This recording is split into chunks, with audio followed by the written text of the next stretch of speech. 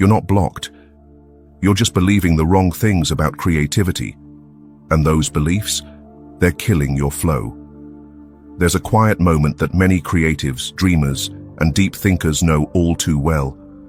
You sit in front of a blank canvas, a blinking cursor, a guitar, a camera, or a half-formed idea, and it just won't come.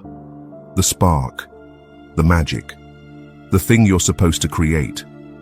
And somewhere in your head, that little voice whispers, "You should be better than this by now." You tell yourself to push through, to try harder, to be more inspired. And that's the exact moment. You lose it. Not because you don't have what it takes, but because you're forcing it. Because you're standing in front of creativity with your arms crossed, saying, "Dance." But here's the thing, and stay with me until the end of this video, because this could change your entire approach to creativity. What if trying to be creative is the very thing that blocks creativity? Carl Jung, the Swiss psychiatrist, mystic at heart and visionary in shadow, once said, "Until you make the unconscious conscious, it will direct your life, and you will call it fate." This wasn't just about therapy. It was about the act of becoming whole. And, as we'll explore in this video, becoming whole is the core of real creativity, because creativity isn't some golden beam of light that comes down from the heavens, clean and pure and glowing. It's raw, hidden, often painful, and it's deeply human. And yet we've built this idea, this myth, that creativity must be good, that it must be shiny, that it must be worthy. What if that myth is the reason so many of us feel stuck? We'll explore Jung's radical idea of the shadow, the disowned, repressed, uncomfortable parts of ourselves, and how integrating it isn't just therapeutic, it's creative liberation. We'll talk about why letting yourself feel sadness, grief, fear, and all the messy emotions you usually shove down is actually a portal to your most profound ideas. We'll look at why believing that you have to invent something totally new is a trap, and how real creativity is simply reorganizing what already exists around you, from the cup on your desk to the memory that keeps haunting you. And we'll get into the psychology of human needs, how understanding what people truly crave can spark infinite ideas for art, business, stories, and solutions. But let's not rush to the solution yet, because the problem, it's sacred. It's where you begin. So if you've ever felt like you're not creative enough, not original enough, or not in the mood, stay with me. What you'll discover might flip the way you think about creativity forever. Before we continue, if you're someone who loves expanding your mind and exploring the deeper layers of life, make sure to subscribe to Fractal Wisdom so you never miss a moment of insight. There's a strange pressure that floats through the creative world, like a fog we can't see but always feel. This belief that what we make has to be positive, inspiring, shiny, worthy. We want to write something that uplifts, paint something beautiful, say something wise, be someone impressive. But here's what no one really talks about. That pressure is the very thing choking our creativity. Carl Jung called it the persona, the mask we wear in public. It's who we think we're supposed to be, not who we are. And most of us, without realizing it, try to create through the persona. We sit down to write, or build, or imagine, and unconsciously we ask, will this make me look good? Will this make them like me? Will this be good enough? And what happens next is what I call the creativity freeze. Your inner critic takes over. The wild, instinctual, chaotic parts of you, the real artists inside, go into hiding, because they know they don't belong in a space where perfection is required.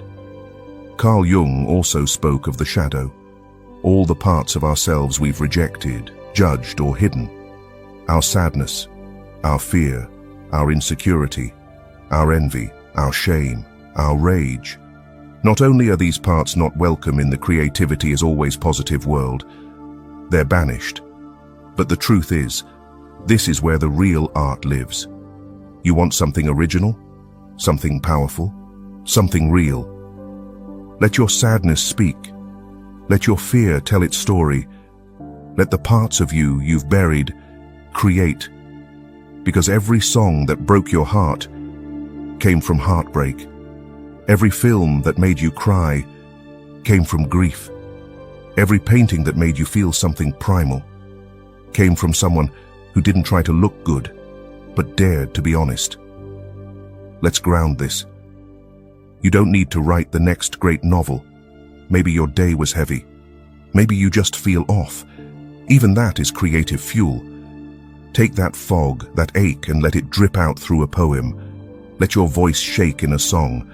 Let your journal hold a truth you were scared to say out loud. That's art. That's story. That's alchemy. And here's the beauty of it. When we allow ourselves to feel without judgment, we open the flow. The block dissolves, not because we forced ourselves to push through, but because we stopped resisting what's real.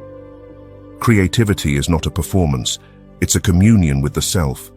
And when we create from that place, not to be seen, but to be felt, the work becomes something sacred, something human. You don't need to fix it or make it beautiful. You just need to make it. Let's get something straight.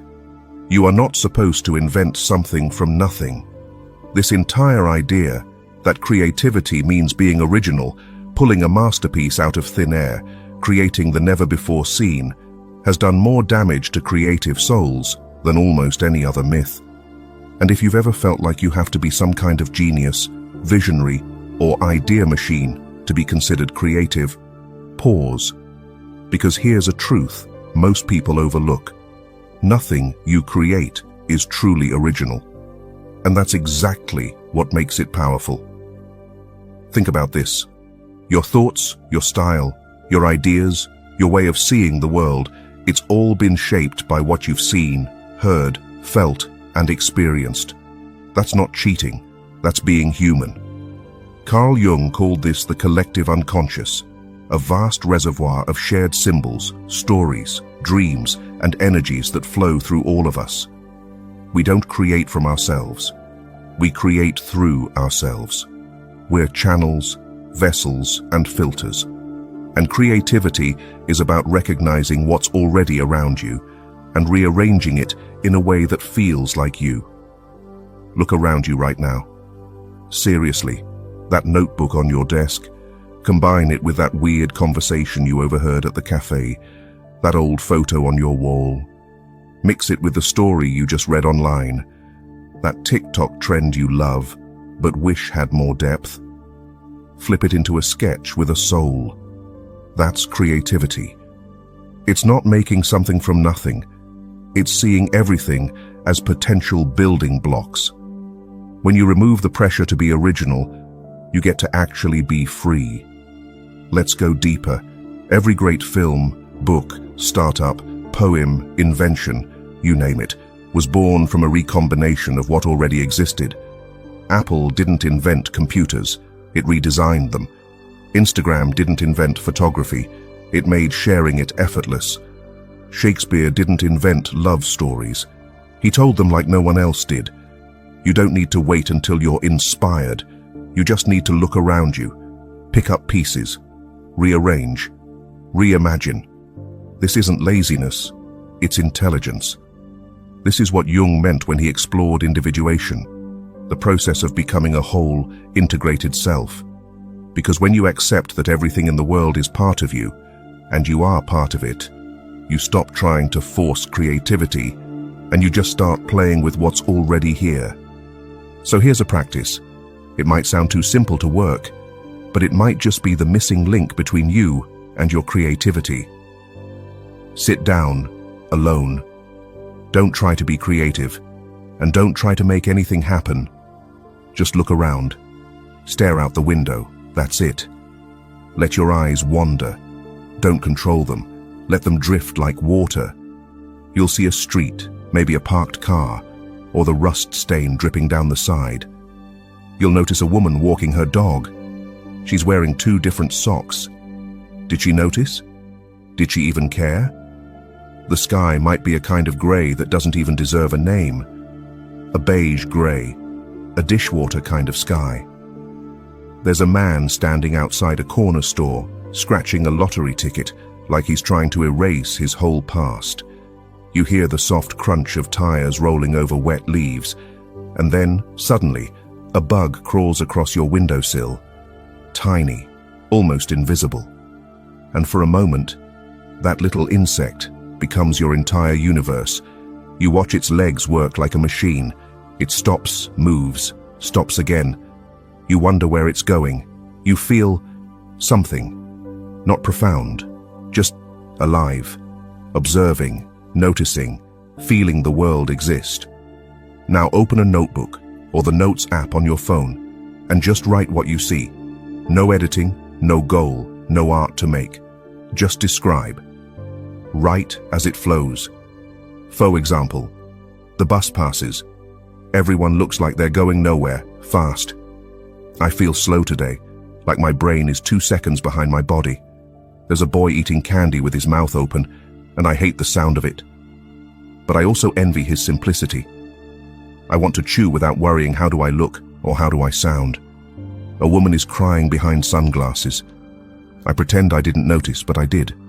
I feel sad too, but in a quieter way.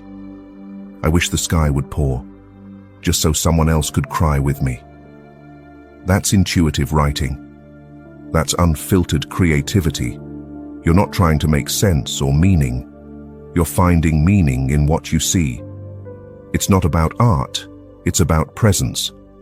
And in that presence, you'll start to notice your emotions slipping into what you write.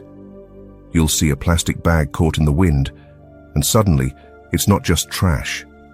It's you, caught between where you were and where you're going. You'll watch the neighbor's dog dig a hole, and it'll remind you of the way you keep burying your own voice. This isn't poetry, but it is. Every time you write without judgment, you're making space for your unconscious to speak. This is what Jung meant when he spoke of integrating the unconscious, not with force, but with attention. You're not trying to be creative, you're simply witnessing. And from that witnessing, creation begins. So try this.